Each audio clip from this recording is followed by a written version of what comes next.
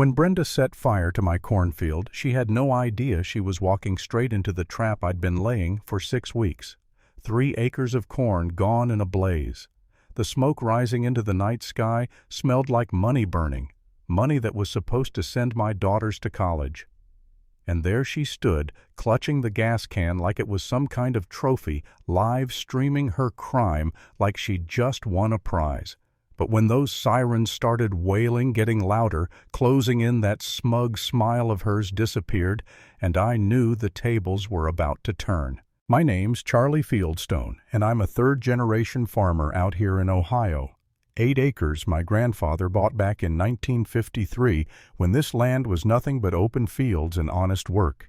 He paid $300 and shook hands. That was enough back then. Now I'm surrounded by McMansions with fake shutters and vinyl siding people who pay landscapers more in a month than I make off a whole harvest. My wife Denise teaches 3rd grade. My twin girls Sarah and Emma, both 18, ready for college. Tuition's 30 grand apiece. Every ear of corn I grow is $1 toward their future. That was the plan. Then Brenda moved in. Brenda Hartwell, HOA president, part-time house flipper, full-time nightmare. She knocked on my door one spring morning with a clipboard in hand and that realtor smile that doesn't quite reach the eyes. "Hi, neighbor," she said like she owned the place. "We've had complaints about your farm equipment being visible from the street."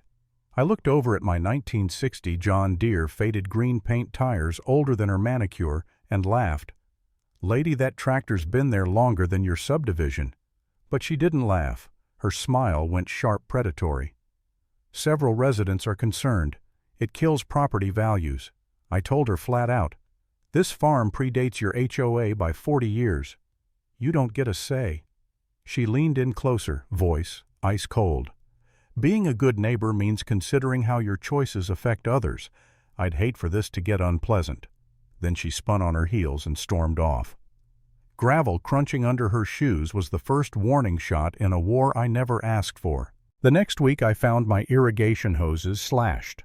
Not once, not twice, 3 cuts right during the hottest stretch of July. My corn was gasping for water, and I was out in the field splicing rubber in 100-degree heat. That's not an accident, that's a message. Then came the anonymous complaints.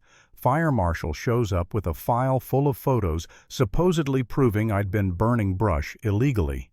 Except the photos weren't even of my property, they were from a burn 3 miles away. Someone had gone out of their way to frame me. Guess who filed the complaint? Brenda, of course. At first I thought maybe I was overreacting. Maybe I was just the cranky farmer who couldn't get along with the HOA crowd. But then I saw her one afternoon standing at the fence line with a slick guy in a suit pointing at my cornfield like it was a blueprint. 8 acres perfect for luxury townhomes, she told him. Timeline for vacant possession, 6 months. Vacant possession. My land. My grandfather's land. She was selling what didn't even belong to her. My stomach dropped. This wasn't about tractors or aesthetics. This was about money. My land was her golden ticket. I called my old Army buddy Jake Thornfield, who'd gone on to be a lawyer, told him what was happening. He didn't sugarcoat it. "Charlie, developers pull this crap all the time. They pressure farmers until they fold. Document everything. And watch your 6. Denise tried to calm me down, bringing me a beer while I patched hoses, but even she could see the storm brewing. It got worse fast. Fuel mysteriously spilled near my tank. Complaints stacked up too much water usage vermin from compost noise from my rooster. Brenda had a whole neighborhood safety committee harassing me. Folks I'd never even spoken to parking their Lexuses at my fence line, snapping photos like I was some kind of criminal. Every day some new accusation. Every day another fine, another letter. $1,000 in penalties stacked up in 2 months. And I'll admit I cracked. I lay awake nights staring at the ceiling, wondering if maybe Brenda was right. Maybe I was fighting a losing battle. Maybe I should sell, cut my losses, let my daughters find another way to pay for school. For the first time I doubted myself. That's when Harold came forward. Old man Harold, 75, lived down the road, been around since before the subdivision swallowed everything.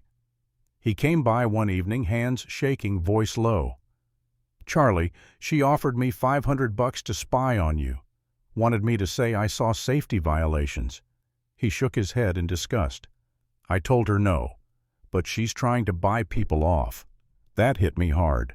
Brenda wasn't just harassing me, she was building a case, paying for false testimony, manufacturing violations. Harold promised to keep an ear out. He became my inside man. With Harold feeding me intel and Jake backing me up legally, I stopped playing defense. I installed cameras, trail cams, heat sensors, motion detectors, you name it.